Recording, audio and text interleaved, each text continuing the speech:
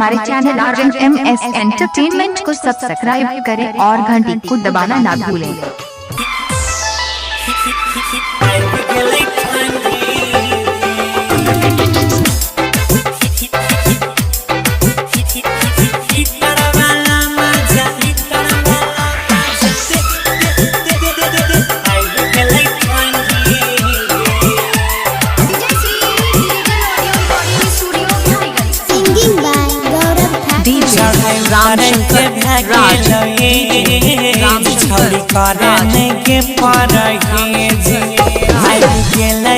ठंडी महीना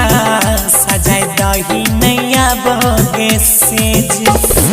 अपनो गरम हुए कहै छियो हमरो खोले नै बंडी अपनो गरम हुए कहै छियो हमरो खोल दे नै बंडी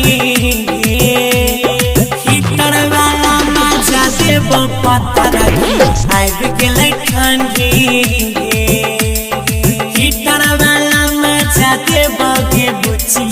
आबि गेलै ठंडी चढ़ाई उतरै के भागे लगे छौड़ी करे नै के परहेज आबि गेलै के ठंडी महीना गरम करे नै आबोगे सेज दहिया हमारे ओना लह लह करे छै रामशंकर हाडी हीटर वाला मजा देबो पत्थर आबि गेलै ठंडी हीटर वाला मजा देबो के बुचिया आबि गेलै ठंडी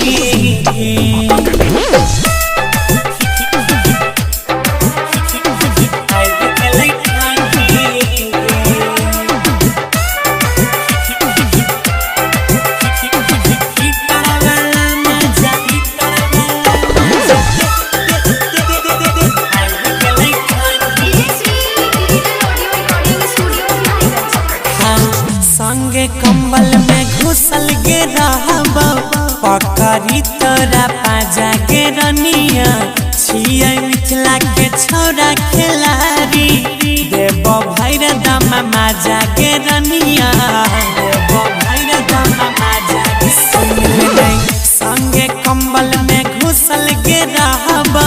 पकड़ी तोरा पाजा गे रनिया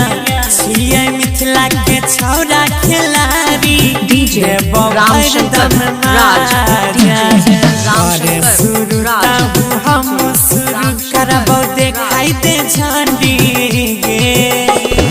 करे शुरू तहु हम शुरू करबो देखाई दे झंडी हीटर वाला मजा देबो पत्थर आबि गेलै ठंडी हीटर वाला मजा देबो गे बुचिया आबि गेलै ठंडी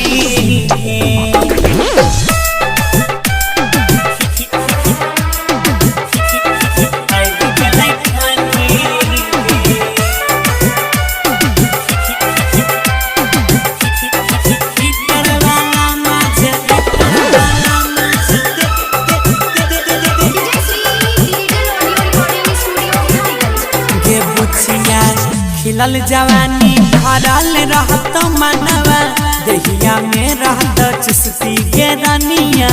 या नया खरा में लागै छी प्यारा करबै रोज रोज कुश्ती गे रनिया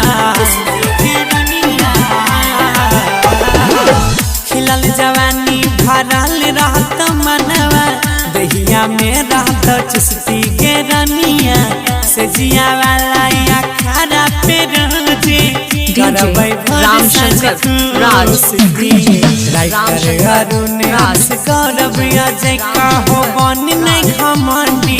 गे गुड्डू सन्नी बादल गगन कहै छौ कि बन नहीं घमंडी गे हीटर वाला मजा दूंगा पत्थर